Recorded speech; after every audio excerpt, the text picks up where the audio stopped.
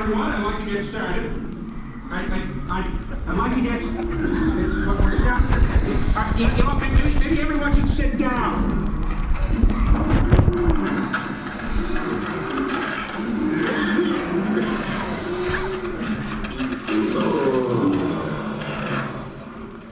Okay, that's better. Welcome, everybody, to the...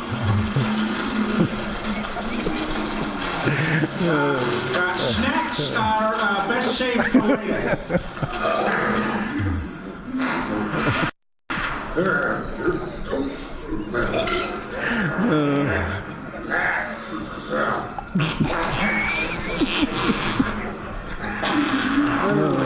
Okay, now I've prepared an agenda for our organization. What we want from the community as fat people with pride.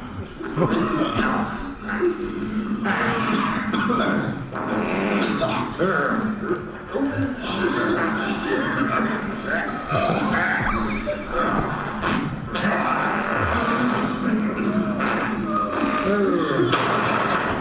right, I think we got a lot accomplished here today. We'll pick this up again tomorrow.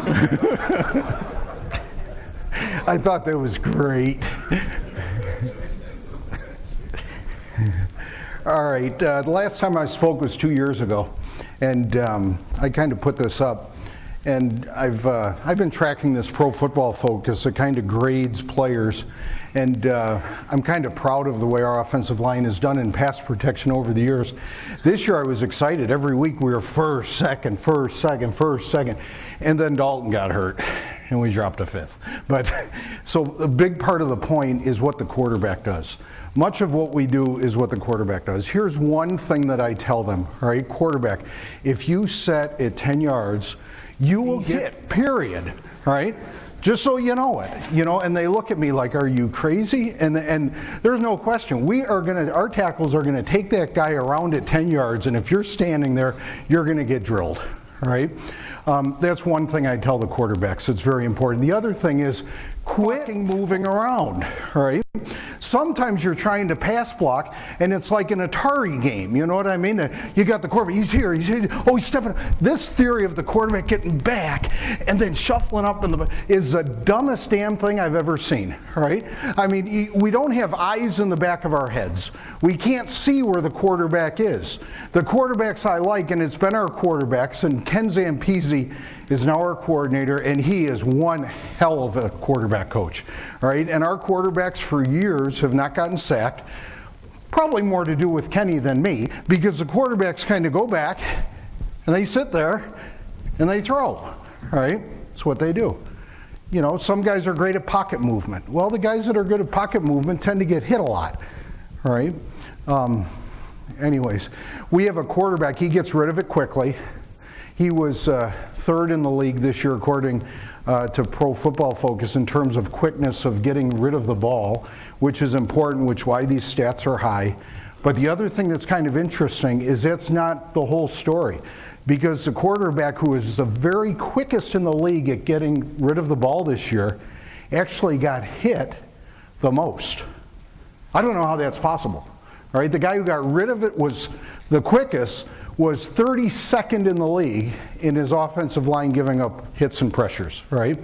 The guy who was ahead of Dalton, the second guy, that team was 27th in the league in terms of getting the quarterback hit, all right? So it's not always how quick the quarterback gets rid of the ball, whether or not you get hit.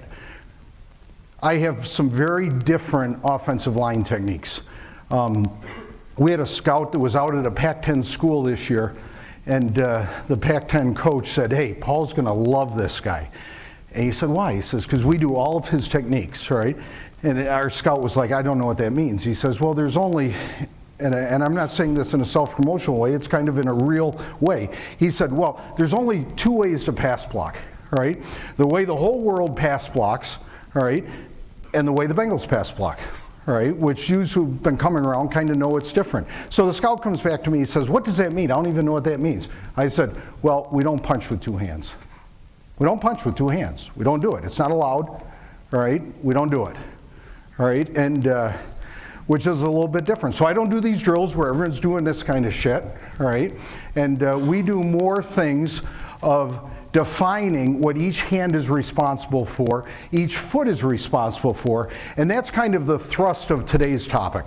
All right. First, I'm going to talk about the responsibility of the post foot, the responsibility of the kick foot, the responsibility of the inside hand, the responsibility of the outside hand, and all those kind of things. And then I have a series of drills we're going to watch, all right, which is about 35 drills. I kind of grouped them from A to Z. I didn't know how, so it will be a little bit random in the presentation.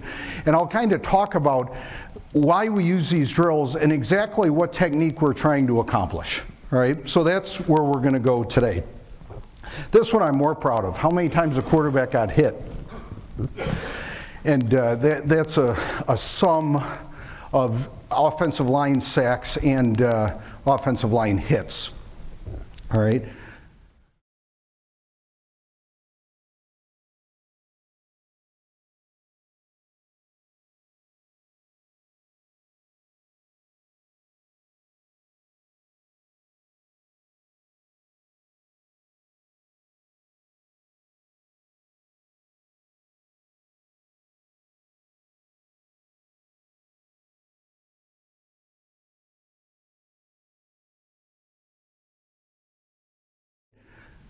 Okay, here we go. So we're going to talk about all those things, all right? Okay, here we go. Let's get started. The post foot, meaning the foot closest to the quarterback, the inside foot. What is the purpose of that foot? The primary purpose of the post foot is to set the angle for the blocker, hold the angle for the blocker, and keep the blocker square. When you're watching guys set, if the inside foot turns out, his hips are open. His shoulders will be open. He won't stay square. How do I get them to understand that so that that's so important that that inside foot keeps them square? Well, I tell them and I've been doing this for years. I'm coming up to the line of scrimmage. I kind of get myself settled. The very last thing I do, and I kind of did it there, the very last thing I do is I take my post foot, which is my left foot here, and I turn it slightly that way.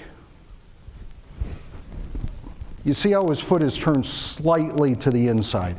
Also notice here how his knee is inside of that foot. Slightly turned, on the inside pressure of the shoe, knee slightly turned in, with the hips inside of that foot. So the foot has to be slightly outside the hips, otherwise you're going to be topsy-turvy. All right, and we're going to talk about holding your balance and not being topsy-turvy as we go. All right, so that is really the purpose of the post foot, to help you stay on your angle and also to keep your body square. All right, when the guy goes inside, obviously you got to move your post foot, but we'll talk about how you do that. All right, and okay, the kick foot, the purpose of the kick foot. Let's start here. Notice that his foot is outside of his knee once again. All right, it's slightly out a little bit, but you can see the weight on the insteps of the foot. All right, the kick foot, the responsibility is to get your depth and your width of your set. And I'm not talking about vertical sets. I don't coach vertical sets. If you coach vertical sets, you might as well leave, all right? But I teach 45 set, all right? You might as well leave and get ready to get your ass kicked, all right? Because the teams that do the vertical sets get their kicked every year, all right? In my league, all right? Maybe not in yours, all right? But right there, so that foot right there, all right? That foot is a kick angle, all right? It's low to the ground, and Whitworth's a left tackle. And what is that? The kick foot gets you to your spot. The kick foot gets you to your spot. What is your spot? If I'm the left tackle, all right, there's a defensive end, all right, there's a quarterback over there, all right, that line between the defensive end and the quarterback is a line, and I go and take my spot where my feet are right in the middle of that line. That's my spot. I don't do the deal where, okay, just sit in front of your man and move your feet and da-da-da-da-da-da. No, we set to a spot, and when I set to this spot, I put that guy in a predictable situation. He can either bull rush me, which is what I want him to do. I want him to bull rush me every play, all right? I'll either get him to bull rush me, or he'll come and he'll make a move off that spot. But if I don't groove this kick slide, all right, typically 2 kick slides to get to your spot, if I don't groove that, then I have multiple weird rushes that I have to deal with. All right, so I really groove it. We get to that spot, blah, blah, blah. All right, the purpose of the inside hand. The inside hand has one function and one function only.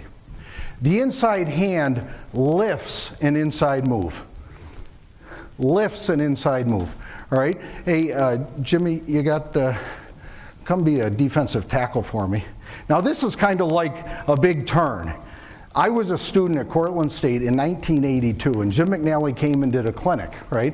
And I was in the audience, and he pulled me up, and he kind of, I remember him doing, I was standing there, and he's doing 6-point explosions on me, right there, you know, belly flop and the whole works, and I'm not doing 6-point explosions today, Jim, all right? So here's the deal.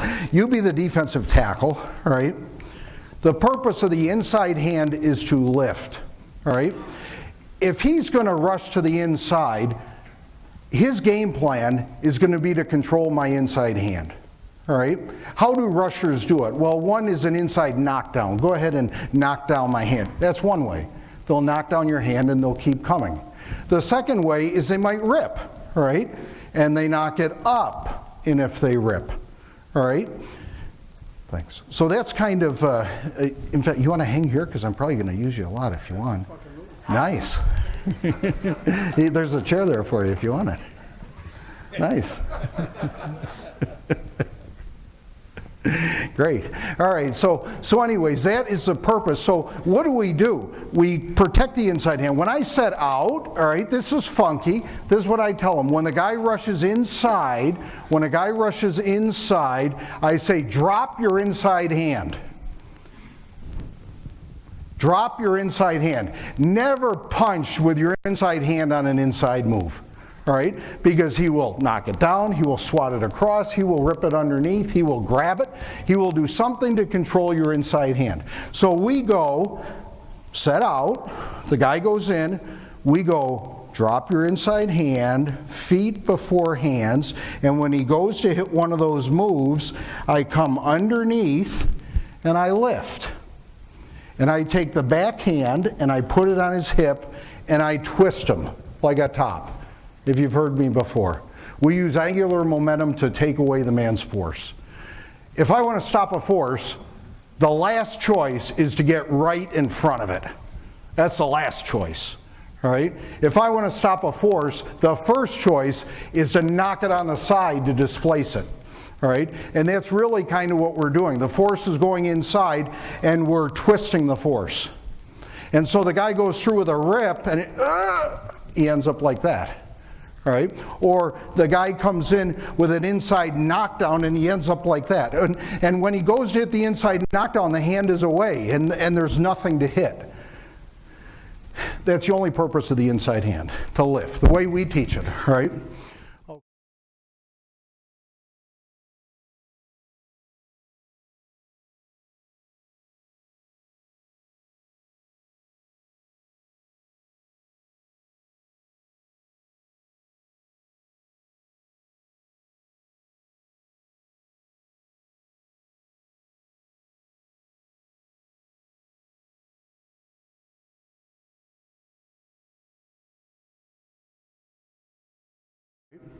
Okay, purpose of the outside hand, all right? Now, I haven't really talked about this much over the years, all right? But the purpose of the outside hand is different, really, for the guards and centers than it is for the tackles. And that's because of the width of the guy they're blocking, all right? If they had a guy who was super wide, they'll fall into the tackle category. So when I talk about the guards and centers here, the purpose of the outside hand is going to have to do with the width of the guy. We have something called fifth third. It's a fifth third technique, like the bank. Why do we do that? Because right here on our practice jerseys, all right, we have a little logo that says fifth third right here. It's right exactly there, all right? I guess they make a few bucks on it, all right? So we have a logo there that says fifth third, all right? We have a fifth third technique. So if the guy's outside on me and I'm a guard or a center, all right, I want to put my hand on his fifth third. And it's not a punch. It's a long arm. The punch is too hard, in my opinion, is too hard to potentially miss, all right? And really, I'm stronger having a lockout with the outside arm than I would be if I had a half punch on the guy that I'm trying to extend that I can't, all right? So what I do is I set out and I put my hand on the fifth third and I block it. I effectively block it. And the inside hand, I said, is used as a lift. So if I had my hands set exactly where they would be, the fifth third would be here, and the inside hand would be like that. And my hands would be like this. What else about my hands? I don't sit with my hands like this and stagger my feet because my body gets catawampus when I punch. If my feet are staggered, my hands are staggered. It makes sense to me. I keep my inside hand up more and my outside hand back more. All right? That way my body can work in a square fashion without twisting around my body. Because obviously the important thing in pass pro is how long can that blocker stay square to the line of scrimmage. All right?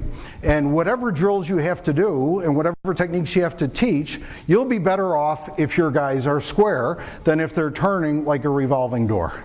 All right? And that's kind of the theory there. So the purpose of the outside hand is to fifth third, and I'll show you drills for that. All right? If you're a tight guy. If you're a wide guy, if I'm a tackle and I'm blocking a defensive end that's wide, if the guy's too wide for me where I can't fifth third, I won't do it. All right? And the tackle, and this is kind of the technique that is probably more different than anyone else, all right? The technique I use when the guy is wide on me is I set for the guy, and then we get in this point right here. And the tackle gets nervous. The tackle says, oh crap, he's fast and I'd better turn and punch him. I say, don't do it. Stay square. Yeah, coach, I'm not staying square. The guy fucking running by me. All right? Well, how do you do that? All right? I give him a technique called a club. All right? It's a pommel. It's not a penalty. We haven't hardly ever been called for it. All right? Because I don't think it is a penalty. Because I'm just trying to punch his outside shoulder with my outside hand. All right? So what happens is I stay square and I tell him if that guy runs by you to take this hand way back here, way back where he can't get it, way back here, and when he goes, I kind of hook him with my outside arm. It's a punch with the outside arm. Don't get me wrong, I'm not holding the guy, all right? I'm trying to control him with my outside hand. And this motion here I call a pommel because, grab my wrist, Jim, because when I wrestled, you know, they taught you to do this. It's a pommel technique, right? This kind of, and to me it was that kind of feeling of that. And the purpose of the inside hand is to lift. All right, and I put it on the hip, I push it on the rib, I get whatever big surface I can, and I block that guy like a top, like that. If he wants to hit a rip, I'll twist him like that. If he wants to do an outside hand knockdown, I do that because it's a pommel. All right. If the guy's real close to me, I'll fifth third him. Right. But if he's wide, I'll sit out here, and when he goes for that hand, I'm away and on top, and I kind of control the guy right there. Now, thanks. Now, now you have to keep the feet sliding as you do it. I mean, you can't just go, it's a penalty, you know what I mean? The purpose is to punch the outside shoulder and slide your feet, right? Because if your feet get beat, it's holding. If your feet aren't beat, it's not holding, right? And at least that's how they officiate in our league, right? And our league is very tough. I don't know. Bill, I made this statement. Tell me if this is true. I told our coaches a statement. The biggest change I've seen in the National Football League in the 25 years is how they call holding. I mean, when I came in the league, you freaking pancake a guy. I mean, they didn't call holding. Now, anything that's even close is a hold. I don't know if you feel that way or not, but I sure as hell do. All right? Okay.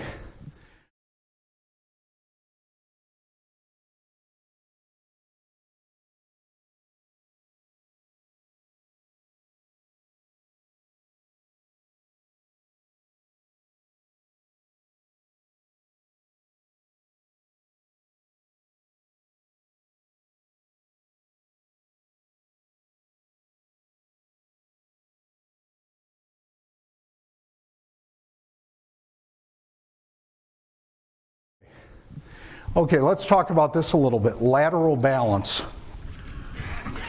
Lateral balance, meaning this way, all right? This way. The purpose of the feet, I've said it before, are like tent stakes. They are outside of the body. And the toes are in, and the weight is on the inside of the shoes, and the knees are in, and it holds the balance so that you don't get topsy-turvy, all right? That's the purpose of lateral balance. And to maintain lateral balance, players who get beat quickly to an edge, in my opinion, all right, there's a couple problems that they have. One, they don't understand their escape point, which I'm going to talk about later on. They don't understand their escape point. And number two, they have a tendency to punch across their body.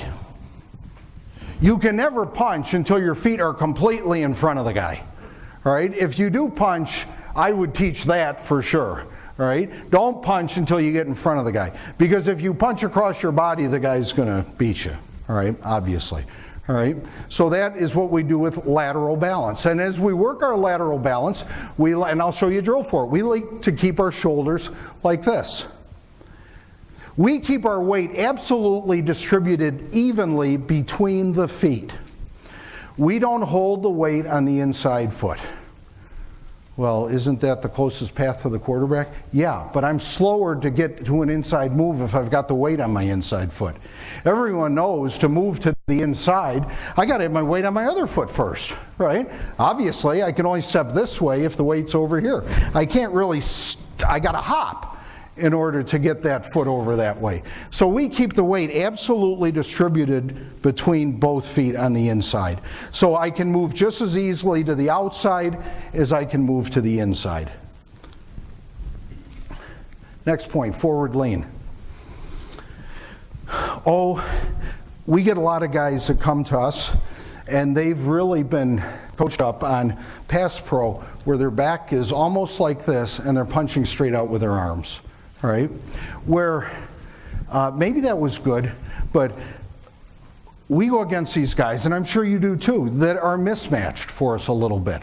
We get some big, strong, we got to somehow stop. All right, and I mean, and if you do this, you'd better be Hercules to stop the guy. All right, but it won't work. So what we do is we always have a little bit of forward lean in our posture, like this. And we keep our hands down. If you know anything about me, you know we do that. All right? We keep our shoulders a little bit forward, and when we punch, we lift. And that motion, I call it teeter-totter principle, that motion of lifting the defender is what gives you the extra power and thrust to displace his momentum from straight to up. All the force we want to deflect. If he's going on a side, we want to deflect his force this way. If his force is coming this way, we want to knock his force that way. We either knock it this way or we knock it that way. All right? But to try to stop a force that's coming directly at you, you better be Hercules. All right? I will try to deflect the force by picking it up, and then at some point, when I feel his force either on my outside or my inside, I'll twist him where his force is, so that I get him off my body. I don't sit there, you know, if he's going through, I'll take him like that, you know, wherever his body is leaning. These are all kind of wrestling mentality techniques that we use. Okay, the low hand swing. I've talked about that for years. I've been doing it for 25 years. I'm probably not going to talk about it again because it's something I've been teaching forever and I'm sure it works. Okay, here we go. Here's the first drill we're going to do. All right, I have all these drills, like I said, in alphabetical order. There's no necessarily progression to it. I tried to put a progression to it and I couldn't do it. So I've got a bunch of drills and we're going to talk about the techniques that we do. Here's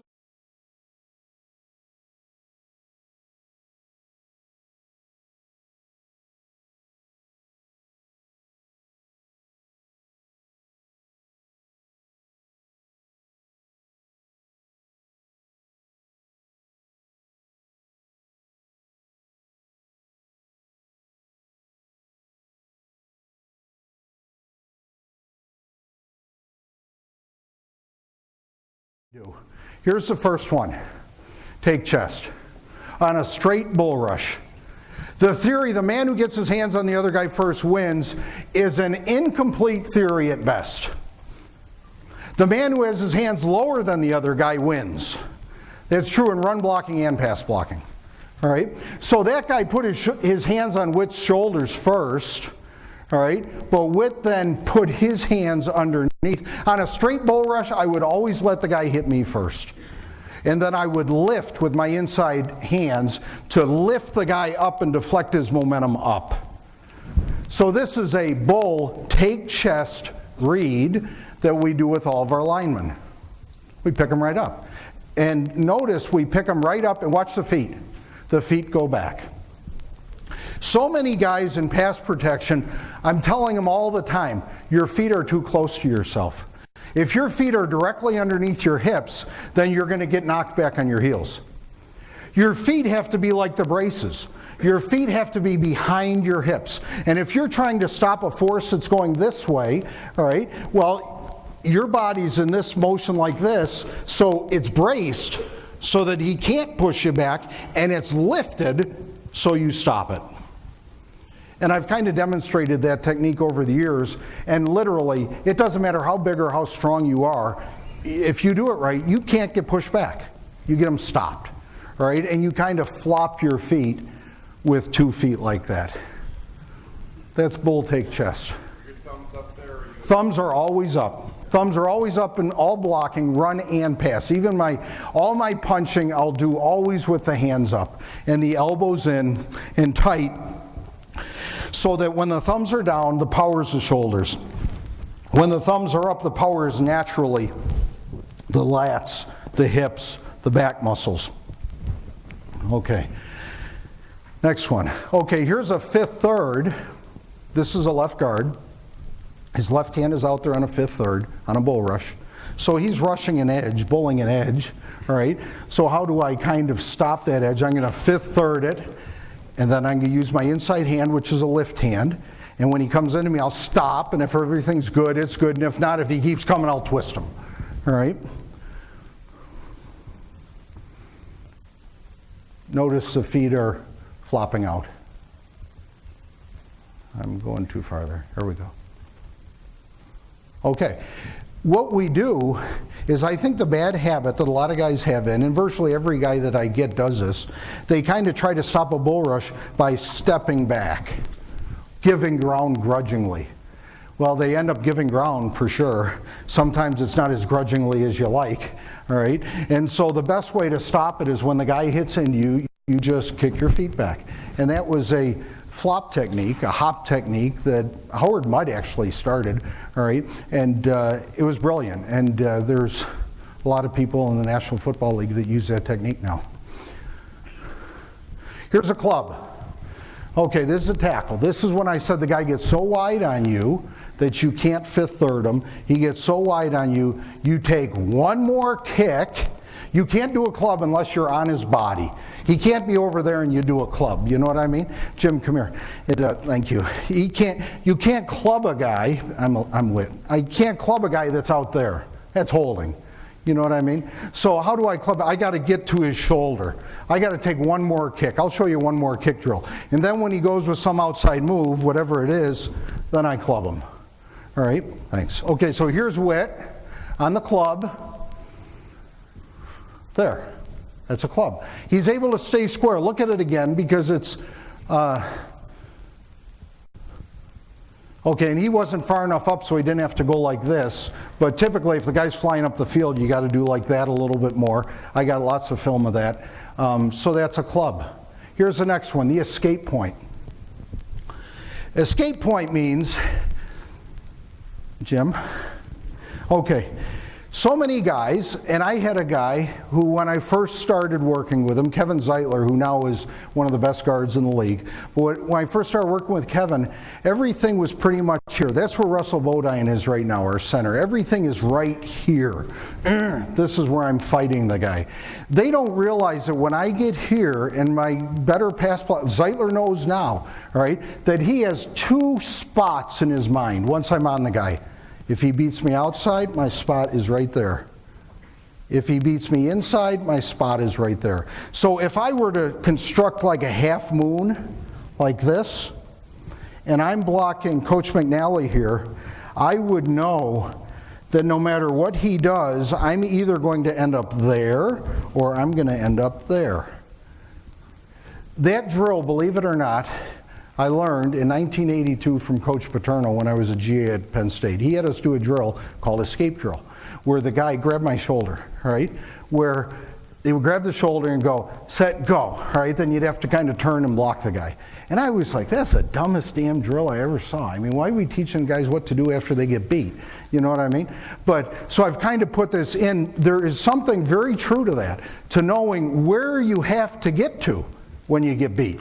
All right, so if I'm here, I'm either going to go here or I'm going to go there. So go wherever you want.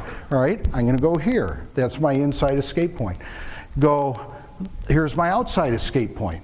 And I keep my weight balanced between the feet, and I'm able to know this is my area of work.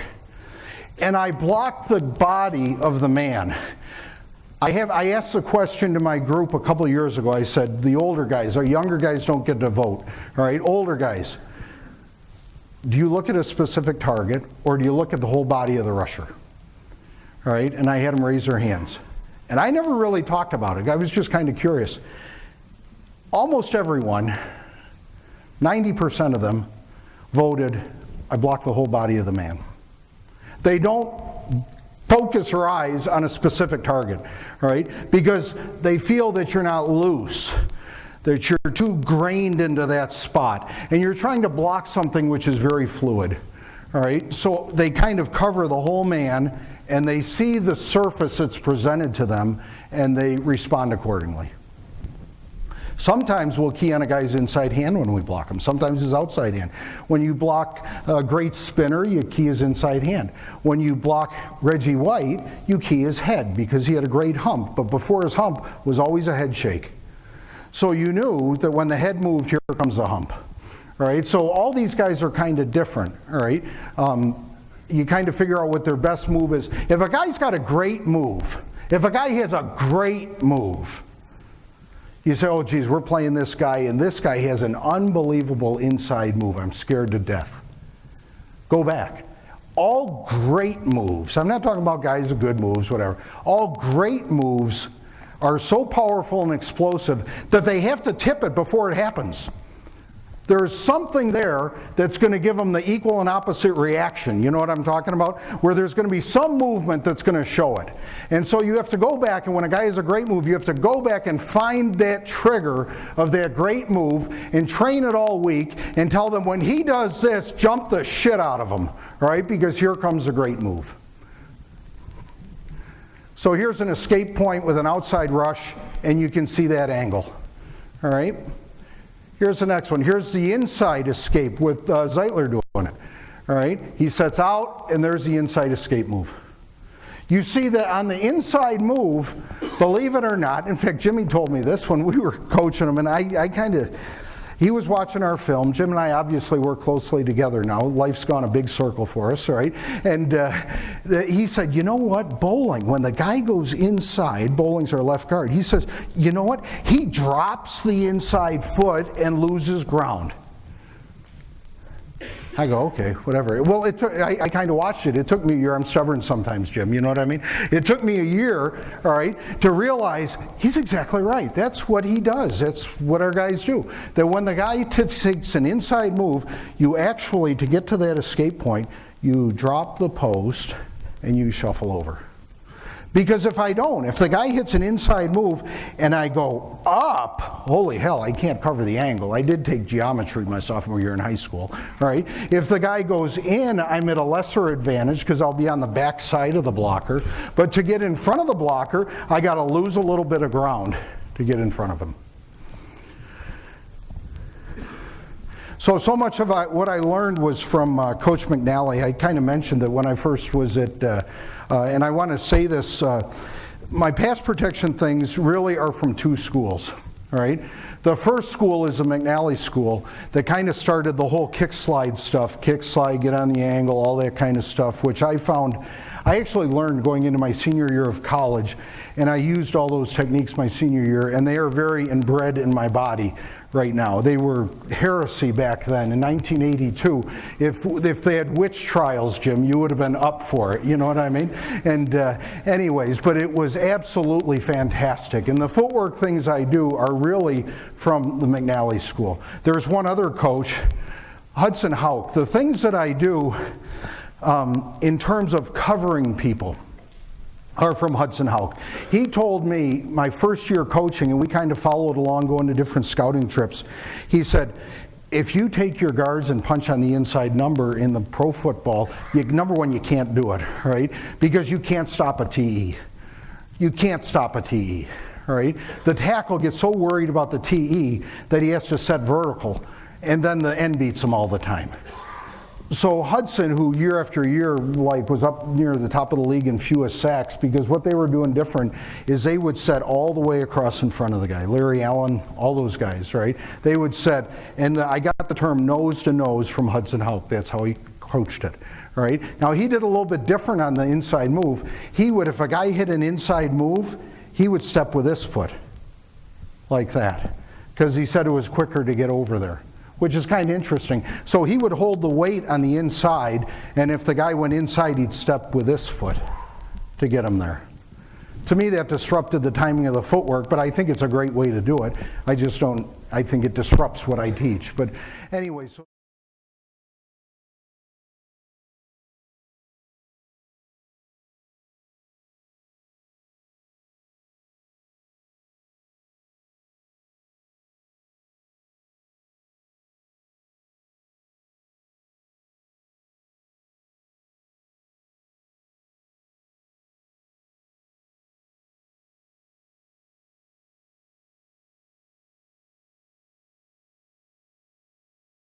Okay, here we go. Grooved hands. I talked about the outside hand is the fifth third hand, the inside hand is the lift hand, and we use these 10-pound weights to kind of groove it. So many times when players set, you'll watch them, it's weird. There's a natural opposite reaction to setting with force and your hands kind of doing that. All right? It's a balance issue. All right, so what those weights do is they kind of groove being able to set and put your hands in the right spot so that you don't have any wasted motion with your hands flying all over the place, which kind of disrupts the angle and everything else that you're trying to do. All right, and here's the feet before hands that I've been teaching forever, that when a guy hits an inside move, in fact, I wonder if Whit actually did it in this drill. I don't even know that. Watch his right hand. I'll bet he did. No, he didn't. He dropped it a little bit. Andre dropped it more. No, you didn't. Damn it, I'll have to do that drill again. All right? Well, whatever. It should go like feet before hands, inside move, drop the inside hand, feet, lift. That's how an inside move should look. Okay, here we go. The next thing. How do you teach the guards to read an ET? That's what I'm talking about. And there's really two major ways. There's many, all right? Two major ways we're going to talk about of what sets an ET twist. One is that the defender, come on here, Jim. The defender, let's say Jim's the defensive tackle and I'm the right guard. Let's turn to the side on this one. And he's just going to come straight into me, usually a two technique, with two hands. A two-hand set. I call that a two-hand set. Nobody rushes with a two-hand set. In fact, in pro football, nobody sets with a rip anymore. Rips are TEs if you're the guard. All right, there's too many moves, all right? But anyway, so he does a two-hand set. Two-hand set. When I get a two-hand set, I get back. Because here comes the ET. Not over to the end. I'll get picked. I'll get blasted. All right, I go straight back. And then the tackle will bring him in, and then I'll pull him to me with my outside hand. That's an ET. Let's take a look at it. The guards are doing a oh, this is a classic. Here's the two-hand set right here. Two-hand set, get back. Hang on, I gotta go back one more. Here we go. Get back. Straight back, like that. I'll do it again. It looks ridiculous, but They ain't getting picked by the ET, I promise you. When they go two hands and you get back a full yard probably, all right, you're not going to get picked on the ET. Here's the next one. I call it a classic. A classic on the ET is when he kind of does a fake. He's doing a head and shoulder. Here comes the E. He's trying to get me to set in, and then I get picked, and then he goes around. All right, so a classic is kind of a rush, inside head fake. I go in, then he comes around, and I'm picked. That's I call it a classic. I don't know why, because it's a classic move they all used to do on an ET. All right. So there's a classic. When you get a head shake, when you get a rusher who shakes his head, it ain't a rush when he shakes his head. When he just shakes his head and doesn't gain any ground, it's a freaking game. Get back. Get back. So they have to learn the difference. The blockers have to learn the difference between a rush move and a twist move. All right, and we do that. Jim, actually, one of the things that Jim and I do together is he spends all week and he breaks down all these rushers, every single one of them. And he sorts them all. Okay, this is what he does on an ET. This is what he does on a TE. This is his inside move. This is his bull rush. This is his outside hand knockdown. This blah, blah, blah, blah, blah. All right, so then when we prepare for our opponents, that's how we study them. Okay, here we go. Let's look at James Harrison right now and figure out how we're going to block James Harrison. And that's kind of how my meetings go now. I don't throw on, okay, let's watch the goal line film, or let's watch third down film. You know, I don't do that. All of our stuff all week is how we are blocking that guy on every pass or every run block. All right, and we get that starting, you know, some of the stuff from Pro Football Focus, which I'm going to talk about. I wish they had the thing where it was all the run blocks, all right, but it's coming. All right. Okay, here we go. This is high hand, low hand. Fifth, third, inside, right? This is a high hand, low hand drill, all right? The center, high hand, low hand. The stagger's back with the high hand. The inside foot's up with the low hand, the left hand, all right?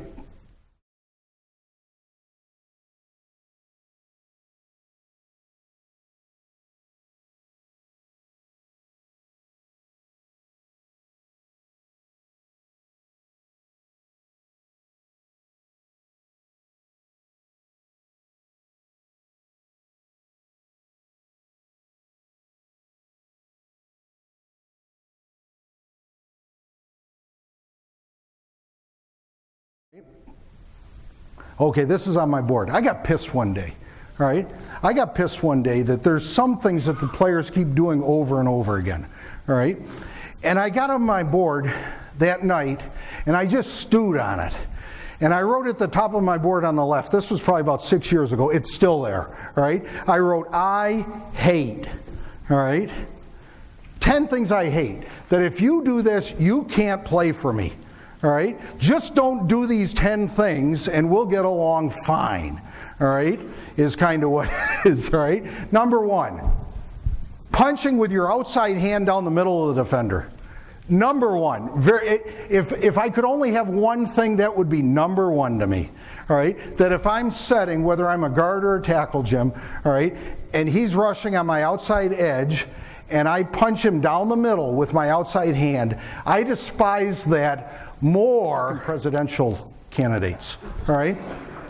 I hate it, all right? Outside hand down the middle. Anytime the outside hand is used, it's got to be on the outside control of the defender. He's going to knock that hand down and run around you like that, all right? That's number one. Outside hand down the middle. Don't do it, all right? Here's number two. Guards getting stuck on a TE, all right? I'm going to talk about how we set the center middle all the time. Brills was my center for how many years? I don't know.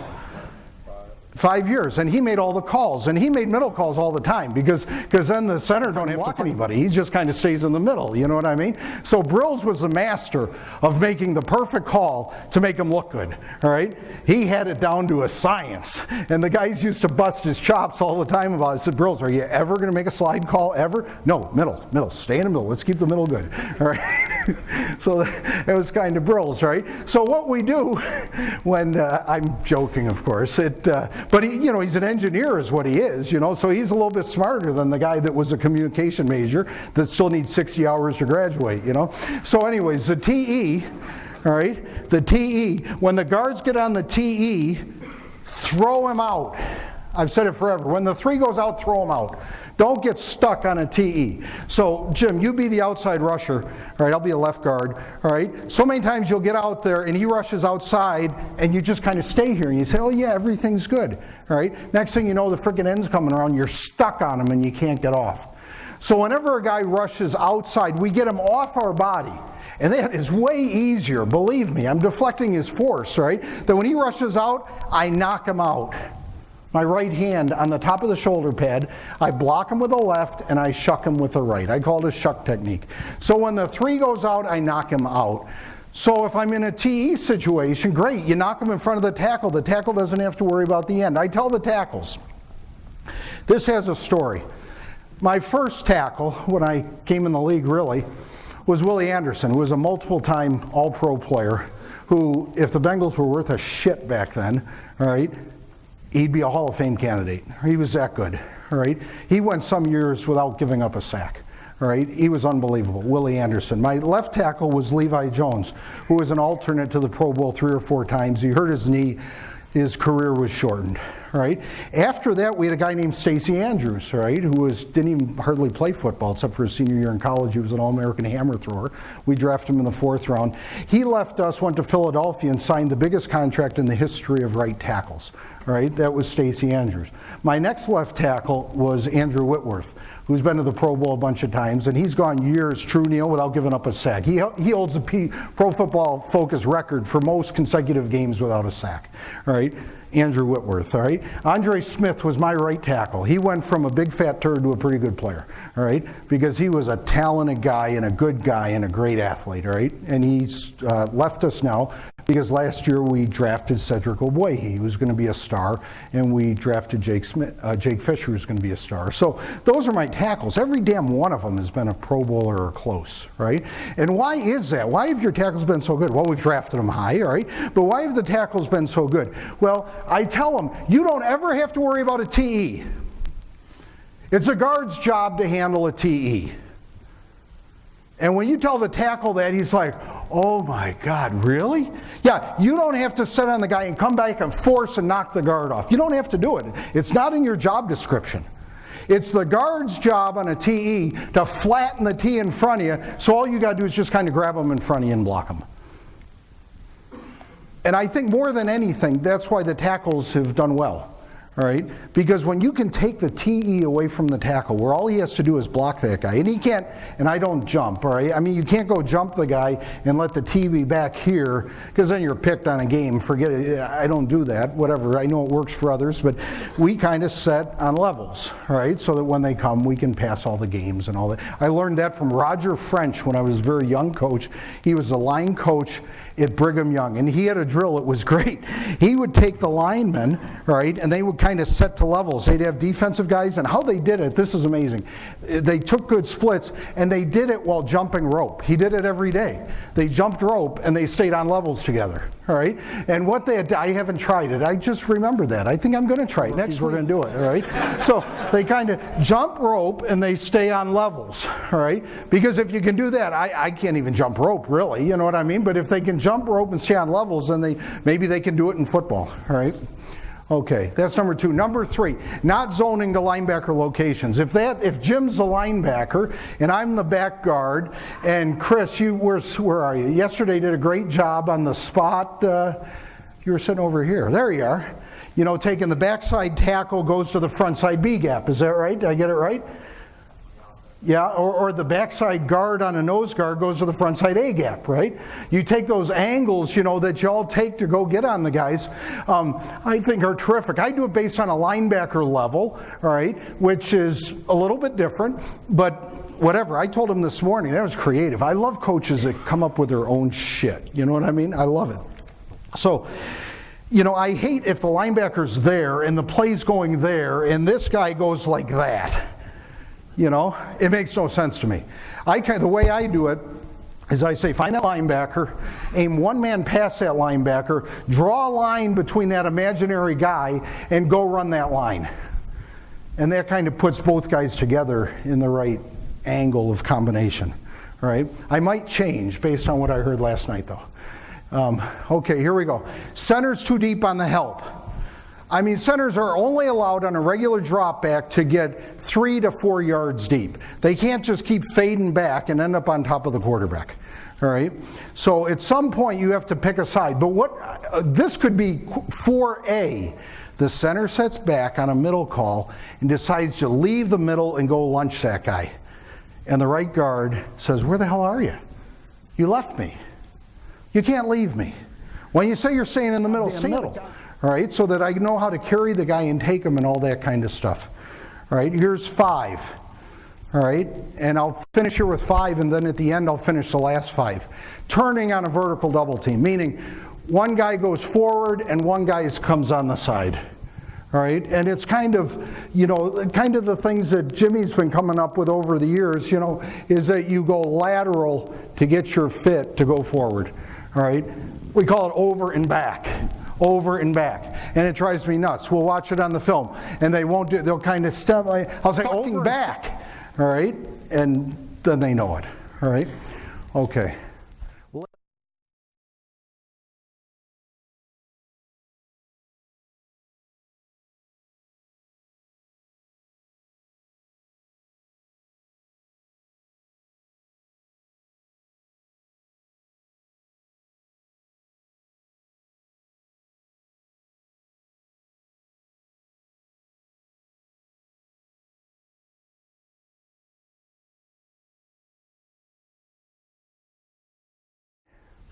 Lift. Here's the inside lift. That's what it looks like. That's the purpose of the inside hand. The purpose of the inside hand is to lift and turn, and the inside hand twists the momentum. That's the purpose of the inside lift. Here's a long arm. These are all long arm techniques. This is, a guy rushes with a long arm that everybody hates, all right? Guy rushes with a long arm. We got about 5 techniques based on the different kind of long arms the guy does. And this is just a sling where the guy long arms you. Jim, come on and long arm me. And I'm just gonna, as soon as I see the long arm, I'm just gonna sling his arm away, all right? That's part A of it. Part B, which is the part that gets lost in the subterfuge. Part B is this hand has to replace and get back on the guy quickly. Because so many guys will go long arm just to set up an inside move. We have a player on our team who's a good rusher who does that. So we learned that you have to go and then you have to really kind of lift with that inside arm and capture him around the shoulder pad here so that he can't replace on you. That's a long arm sling. Let's see it again. That's a long arm sling. That's Fisher. All right. Here's a long arm to the armpit. If your arms are longer than the other guy, I got a couple techniques where your arms are longer than the other guys. All right. And we get the arm lengths of every player we're going to play against. All right. And I'll say, hey, Whit, this guy's got freaking 36-inch arms, and Whit's 35 and a half. All right. So you might not be able to use your long arm techniques against him. Or we're rushing a guy and say, Whit, this guy's 32 inches. I mean, frickin' get his chest because he can't separate off of you. All right. So this is a long arm to the armpit, all right? Right there, against a short arm guy. With a short arm guy who does a long arm, which to me is like freaking fishing in the Salt Lake. You know what I mean? I don't know what you're getting out of it. You're certainly not getting any fish, all right? Here's the next one, all right? Here's a long arm where you tilt his outside chest. That you can do that. All right, that's against a guy that your arms are longer than his. All right, here's some techniques that you do when your arms are shorter than his. Eric Winston came out. He's a short arm tackle. All right, when he came out from the draft, I hated him. I wouldn't have taken him if they gave him to me. All right, because I tackles with 32-inch arms. I hate. All right, I won't touch him. All right, now he overcame the odds and he had a hell of a year. He was a Pro Bowl player. He had some really good years in Houston and Kansas City, and he was available, and we took him. So I've had to learn how to adjust a little bit of short arm tackles blocking long arm rushers, which typically it's a mess. Right? So here's one that he does. When a guy does a long arm rush on you, you have to feel his momentum. Is momentum such that you can sling it? Is his momentum forward where you can knock it down? Or is his momentum up where you can lift it? All right? So you control him basically at the elbow point. You control him at the elbow point, and you either sling it, lift it, or pull it down. All right, this is a knockdown where he's going to hit him somewhere in the mid-arm region to break it down and knock it down. Here's a long arm, knockdown. And see the angle he took on it? I like that. Not only does it knock the arm down, it twists the defender and flattens his rush. Here's a long arm with a lift. All right, he did that because he felt the guy was sticking his hand out too far in front of his helmet. You know, if his helmet's close to his hand, I'd knock it down or away. If his helmet's away from his arm, I'd lift it. All right? Okay, here we go. This is a drill. This is using the bear claw. The bear claw is now out of business. I did a instruction. And who owns a bear claw in here? Anyone own a bear claw? That's what I figured, right? Well, I got lots of them, all right? I do have lots of bear claws from it, all right? So where you put your hands underneath and the outside guy rushes, and it's kind of a low hands flop drill. Now, Neil Gilman sells something that's very similar to it. I'm not bringing you up here, Neil, because I have things to cover today, all right? But right here, it's kind of the same theory that you use your hands to lift up. It looks like a pretty good thing. Don't send me one, Neil. All right, here we go. So low hands. Here's the flop.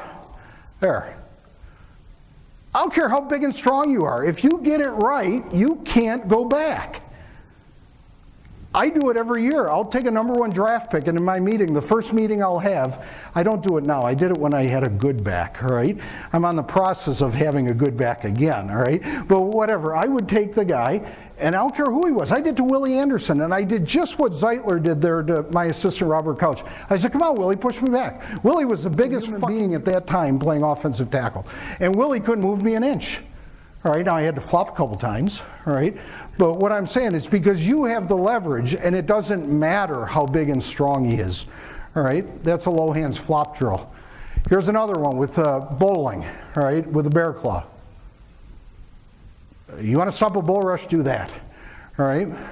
Okay, here's a drill, one more kick. This is really, you know, I tell them in clams. How many guys are from the East Coast? Raise your hand. Anyone? Okay, good. Peter Voss, you're from the East Coast, right? Where are you from? No shit, all right? So anyways, when you eat the clam, right, you got the belly, that's good, right? But what is the best part of the clam? Huh? That little muscle, right? That little muscle that holds the clam in place where you tear it out and you eat it. And I mean, you feel like you're in heaven when you eat that baby. You dip it in butter, you eat that thing, and you're like, oh, great. And your wife's talking to you and you're saying, it's just clam, all right? So anyway, so the one more kick is that muscle in the clam. It's the pearl in the oyster. All right, the tackles that can take the one more kick in pass protection know how to play tackle. All right, so they get out here on their angle, and when the guy starts to come, all right, instead of turning and pushing him by, they take one more kick out here, one more kick to get on him. All right, so this is a drill, we call it one more kick, obviously. All right, and Witt's gonna set first, then the rusher comes. All right, and then you take one more kick. Might be the essence of playing tackle right there. Okay, this is what I've done. And I'm going to have Neil come up. This is how I operate. For the last 7 years, I think you were in existence before that, but I didn't know who the hell you were, all right? But for the last 7 years, they've graded NFL players. And I've been buying this service for 7 years, Pro Football Focus, and I would watch the grade every week. This is a player. This happens to be a Pro Bowl player this year. I didn't put his name on there because I didn't want to do it. But if we were getting ready to play this guy right here, all right, these are all games, right? And the green ones are his good games and the red ones are his bad games, right? And I've been doing this for 7 years. I watch every guy. Right? And then I go back, because it's very inconvenient, by the way, Neil, you don't have the name of the teams there on your bar graph, right? Which if you could do that, that would be really helpful, right? So I got to go back and get their schedule, and I got to find out right there, that one that's really low, right in the middle, who the fuck blocked that guy, right? And if he does techniques that are similar to mine, I'm going to get nervous. All right? If he does techniques that are not like mine, I'm not going to care. All right? So if, let's say he has techniques that are similar to mine, well, I'm going to go over here and I'm going to watch these games. And I'm going to figure out how these guys block him. And that's kind of the way I operate. And I've done it for years. I'll tell Whitworth, I'll say, hey, watch week 13 and 14 because the teams' names aren't on here, Neil, and I get games to watch. All right? So I'll watch games 14 and 12 or whatever it is, all right? And go watch those games. Neil, come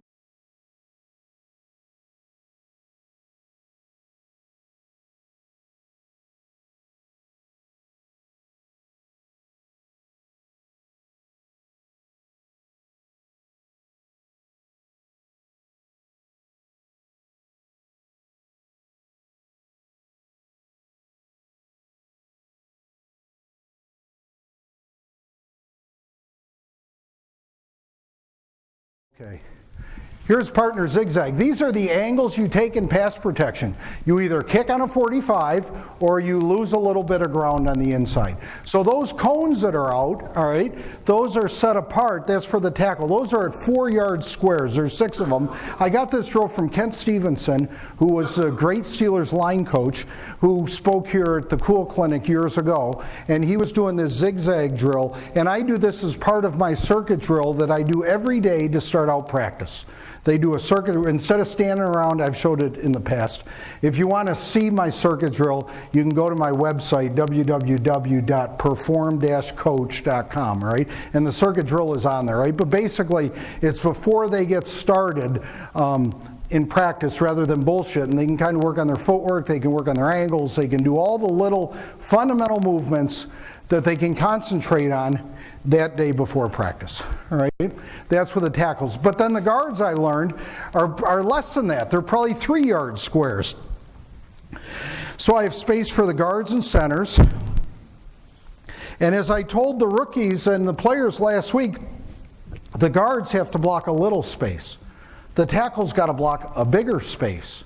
That's why the tackles get paid all the fucking money, all right? And if you're a guard or center, just forget it. You're not going to get as much, all right? And that's just kind of the way it is, all right? Okay. Here's a 5th third zigzag where the tackle's just working on moving with the guy with a 5th third. I don't know how much we do that, but it's kind of just a drill to, move and put a 5th third on a guy. Here's a partner 5th third with a lift. This is all together. Going out 5th third. Inside move, feet, forehands, lift. 5th third. Lift, 5th third, lift, 5th third, lift, all right? And we do that over and over again, all right? Okay, here's the pigeon toe push, all right? I've talked about this before. I get more questions on this damn thing than anything else, all right? To me, it's like the muscle in the clam. It's along with the one more kick. It's the essence of playing tackle. If you have a tackle, how many of you guys have, you don't have to raise your hand, but think about it. How many of you guys, you're coaching your ass off on this kid, right? And then some asshole running back coach, right, makes some snide remark like, Jesus, he's like, we've all had that guy. We've all had him. We've all had that running back coach too, right? But anyways, the whole deal, all right, is why do they swing the gate? And it has to do with their footwork. All right, that when I, Jim, come on here. When I say, in fact, I'll do it here. I'm going to do it up on the stage so you can see my feet. All right. If you can't see, stand up because I'm going to get asked someone by this question. All right. Okay, he's wide. Can you see my left foot? I hope so. I know some of you guys might not because of the table. All right. Okay, good. All right. So when I set out on the guy and I get to this spot right here where he's too wide to club, if he was here, right? I freaking do that, right? But he's here. The tackle. What do you do when he's here? The guys who swing the gate, this is what they do. Watch my right foot. My right foot is on this side, all right? They take this foot, open, and punch the guy. That's what they do. And they create a short edge so that when I step with this foot, go around the corner, Jim, I'm weak on the edge. And he just comes around to the quarterback.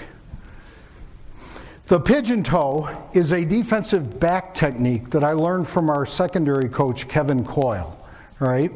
They teach corners this, that when the guy takes off on them, instead of stepping with this foot and being behind the receiver, they step with this foot. They set this foot first. Can everyone see how this foot is turned? It's turned like that. So that now when he goes upfield, I can aim here, and I can push him by the quarterback.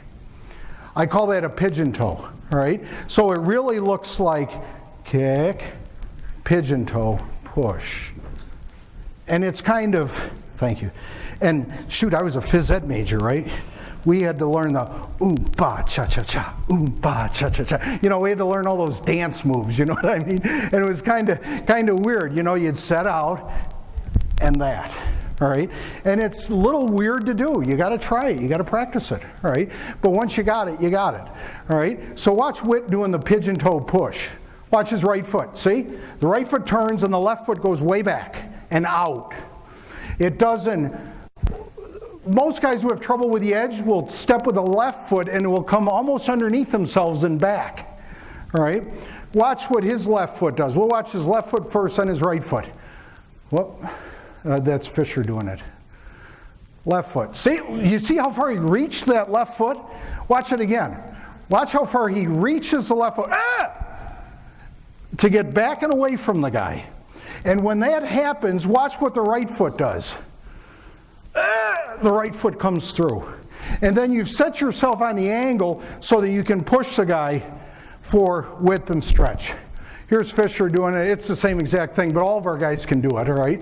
They learn how to do it. Here's Cedric Ogbuehi doing it, all right? Heslop, Gargan, Smith! Nice work, Heslop. Good drive, Gargan. That's my dad. Just getting the hang of it, Coach. Be careful, Steve. Let the man throwing things. Shots! All right, I'm up, Wolverines. Boys and girl. You're a girl, right? This country. All right, listen up. We've got our first game next week. What are we going to do? Win! That's right. Now tell you what. Steve, hold on, son. Did you see me out there, Dad? I was really making some great tries. Son, do you want the Wolverines to win next week? I sure do. Me too. That's why I'm cutting you. What? Yeah, your fat-ass friend. I'm keeping the girl. I don't want to hurt her feelings. She's a girl. You're cutting me? Here's the thing. I've been scouting you your entire life. And I mean this factually, not judgmentally. You're a loser.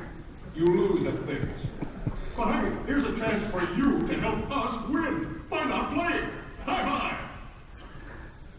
Too slow. You gotta make yourself laugh, you know?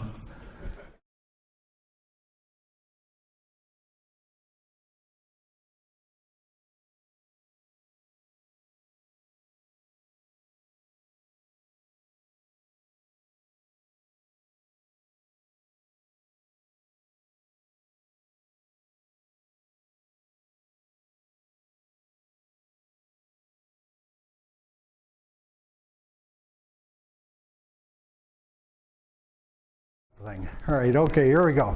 Here's a pole mirror that we do. The pole, look how it's straight. If the pole doesn't tip one way or the other, then the lateral balance is perfect. All right? This one isn't. See how the pole's going up and down? He doesn't have lateral balance. He's got too much weight shifted from the inside foot to the outside foot to the inside foot. All right? Here's centered weight. He's still a little topsy-turvy. Right? Ogbuehi. Right? He's bounced all over the place. This is bowling. And it's almost like a martial art where you learn how to do it. My veteran players can do this with ease. In fact, they can all do it now because I've emphasized it the last week in our phase 2 practices. Okay. Scooting the feet. It's a McNally word, all right? The best tackles, you can hardly hear them set because the feet are so light and low to the ground. They're not. I mean, how the hell can you move quickly if you're doing that, for God's sake? All right? The feet have to be very light on the feet. The feet have to be very light with weight. And how do you do that? Well, how do you get your body, obviously if I stand straight up and down, I can move and hardly make a sound. You know what I mean? When you're sneaking downstairs and everyone's sleeping, you know what? You go like that, right? Obviously, that's how you don't make a sound. But how can I do that and still be low enough, right? And I call it unweighting, right? Unweighting means that I lower my center of gravity, but I keep my tail up. I keep my tail up. I don't drop my butt down completely. I bend at the knees, but I keep my butt up with an arch in the back. All right? And that's, I talked years ago, I kind of hear other people talking about the clinics now, and I'm kind of, it makes me feel good, really, that we talk about arcs, all right? Like the Golden Gate Bridge, right? That if I have a sway in my back, I have an arc to lift. All right, and with the hips being high, but the body being low. My center of gravity is low because my knees are bent, but my butt is up so that I can use the muscles of the butt to pivot off of in the teeter-totter principle. So what we do in order to scoot the feet quickly, that's what we do. We lower the center of gravity, but we're light on the feet, and by raising the butt, arching the back, it allows you to take pressure off the feet so that you can scoot them. How many of you guys played, I'm not talking about coaching, right. How many of you guys played for a coach who made you get in the pass pro position and hold it for a long time? There, right? Okay, those are disturbed human beings, all right? Let me tell you. All right, it's like you're sitting there, it's a hot day, freaking sweat's pouring down your face, your knees are wobbling, you're like, oh, you know, and the coach is going, hold it, hold it, hold it, hold it. That's the dumbest damn thing I've ever seen, all right? Because I know this, that if I'm down in that position, how the hell can I move my feet? I can't. It's impossible, all right? The guys who really understand the pass pro position can get down, and I'm really in it right now. My tail is up, my back is arched. I've got very little pressure on my feet. I'm low, all right? I'm low, certainly low enough to lift a guy, all right? And I can virtually hold that position a long, long, long time without getting tired. It's all how you unweight yourself that allows you to move quickly and fluidly, all right? How much time do I got, Wes? How much time do I get? Okay, here we go. Setting middle, I'm on S, we're getting to the end. Setting middle, all right? I see this, okay, you got a slide protection, meaning the tackle's got the end, the guard's got the tackle, the center's going to the back side, where the center, the left guard, and the left tackle have the tackle, the end, and a linebacker. Slide protection. I don't leave the middle with the center unless that damn linebacker comes up and shows he's gonna blitz. Why am I mean, that guy's sometimes 5 yards deep. Why the hell am I going to take the center and say, oh, geez, I better get him if he bleeds 5 yards away? I got time to get my ass over there, all right, if he's back there 5 yards. So what do I do with the center? I say middle, and I keep center middle. And now the guards can get out and stretch those three techniques. The tackles can get out on the ends and not worry about the TE. And the center can sit right in the middle. And the pocket becomes flat because the guards aren't punching the inside number and letting the damn three technique penetrate like a son of a bitch. They're getting right in front of the three technique, keeping them on the line of scrimmage. The tackles are getting out on the end and they can push the edge. And it all comes together because the center sets middle. Even on a slide protection. If we're playing a great rusher, say he's over on our right, and we're running a slide to the left, our center calls middle, right, if he's a great one. Even though it's a slide this way, if it's two jet, he'll say middle, right, which means I check the linebacker, if he don't come, I go over here and I double team the great player. I can't tell you how many times I see against these great rushers on NFL film, right? J.J. Watt, for example. He'll be over there on the right guard, and the center will go way over here to the left. Now, before the play, the center must turn to the right guard and say, hey, you know what I mean? Because that's too much space. I got to tell you a story that Boomer Esiason told me years ago. Jim was coaching then. What was the kid's name? The tackle, Scrafford, Kirk Scrafford, right? Kirk Scrafford, right? They're playing Reggie White, right? I don't know if you know this story, Jim, right? It's a good story, right? Kirk Scrafford, he's all of a sudden in the huddle in the middle of the drive, says, Boomer, get rid of the ball. I can't block this guy. Boomer, I can't block this guy, all right? Get rid of the goddamn ball, all right? So they go up there, and the next play, Scrafford gets run over, and Reggie White not only knocks Scrafford down, he grabs Boomer and takes them both on the ground. And Boomer says, I'm sitting there on the ground, and the only thing I hear is, Boomer, I told you, I can't block it.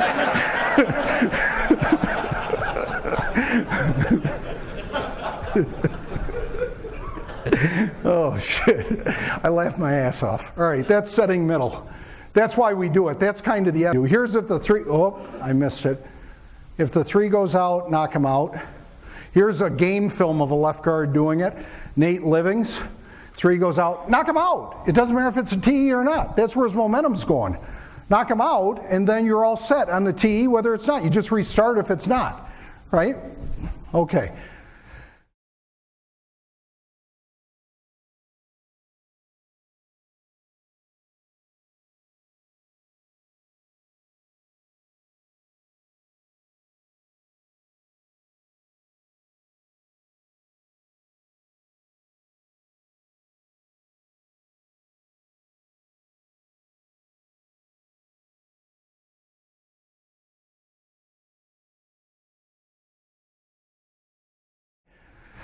Solid hands. I talked about this a couple years ago, how when you hit with, remember this one I had you do, all right, that you take your hand and you do that, all right?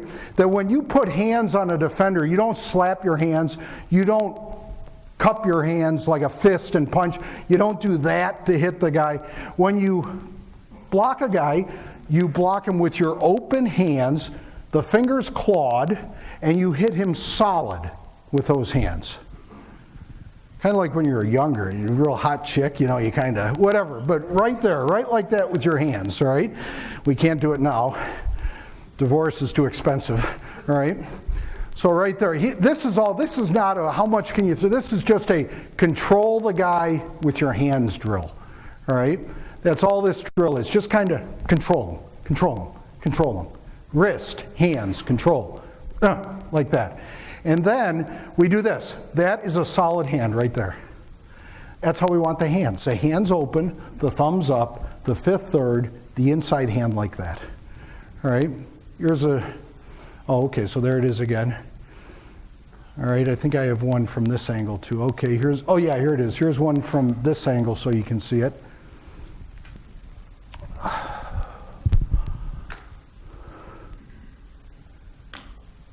Zeitler, freaking, would you get set? All right, here we go. Spot drill, the best drill I know. I've said that before. That you set out on a guy and he head shakes you. It's a head shake drill. Keep coming. Keep coming. And you do that. When you head shake and you focus on a target, your tendency is to kind of take it all in. Like I say, I don't focus on target. I focus on the whole freaking guy. And I kind of cover that whole guy with my angle. And when he eventually gets to me, based on what he presents, I know what to do. All right? And so this drill is a good drill to head shaking, keep coming. 1, 2 more kicks, 3 more kicks, whatever. All right, here's a TE on a pull through. In fact, I'll skip that. I'm finishing up. We did 1, 2, 3, 4, 5. All right, number 6. Hey, it's 3-step. Got him. Hey, trust me, the ball will be gone. Huh? Because the ball isn't always gone. All right? And then that cocksucker gets up off the ground and he freaking hammers the quarterback and they say, oh, what's he doing there? And it's like, the ball be gone. Well, they rolled the coverage. It wasn't exactly what I looked at. And then he had to hang it on and go to another read. And, oh, so the ball's not gone. Well, usually it's gone. Well, what the hell? All right? So I don't do that. All right? I don't do that. I don't fall for that. Most veteran NFL line coaches don't cut on 3 steps because they know they chart sacks, and it's not good for your mortgage if you have a lot of them. All right? Linemen tripping because they're too tight. All right? Get some splits. Get the hell away from them a little bit, you know? Get away. So I got that on there, and we do so much double teaming, which tends to bring our guys closer together, which is important. So I have to constantly tell them, hey, come on, get out a little bit, get out a little bit. all right, because they trip on each other. On a double team, I hate one blocker turned, one blocker square. I don't care if you both turn. I don't care if you're both square. But work it out and use your momentum together. Right? So when you're looking at any type of block, if one guy's straight and one guy's turned, you're not using maximum force. Now there are some where you'll like chip off a guy where you can do that, but even on a chip off, here's how I like to chip off. If I'm the right guard and there's a center, Jim, come on here, be the nose guard. Hey, Bob, come on up and be the center. Here we go. You be the center on McNally. Now this is a mismatch of huge proportions right here. All right, you be the nose guard, a head up nose guard. All right, so what I'm going to do, all right, and who's the best at that? Bill Callahan when he was at Dallas. I haven't seen you in Washington, all right? But you had, when they would chip off, how he get upfield and he did this kind of thing. And who was that guard that did that? Was it Martin? I don't know, but it was unbelievable, all right? So am I right on that, Jim? Yeah, so he'd come up and then boom, and give like a side flipper. I call it a side flipper. I don't know what do you call it? A flipper, okay, good. And he'd knock that guy across and go like this. Rather than forever how I kind of taught if you're chipping off a block, how you'd kind of lead step and push with two hands and work up, you know? This is kind of a lateral upfield, slam them across. It keeps you square, and it really, what Jim is, think of him as a broomstick, right? And Wiley's picking up the broomstick, and some force is hitting it and bowing the broomstick, right? And that's really what the force is doing. Thank you, all right? Okay, 60-40 weight distribution theory. I hate that. That's on my board. It's 50-50 on the insides of the feet so that you can move just as quick to the inside as you can move to the outside. The last thing I hate, leaving your assignment too soon to help. Some people are really good at this. They get a fire zone and they try to pass it all off where they can get back over there and help somebody off. I've been screwed on that so many times, right? If you got those guys, you stay on those guys. Like if I'm a right guard and a right tackle and we're fanning out on an end and a backer and that backer drops and the end goes wide, both you guys got the end. The guard is not going back to the left unless we made a call. I could make fan, whatever your word is for fan, left. The nose guard's a hell of a player. I go fan left, great. I go fan. So if they go out, then I go back to help the nose guard, right? But if I make a regular fan call, I am locked into those guys.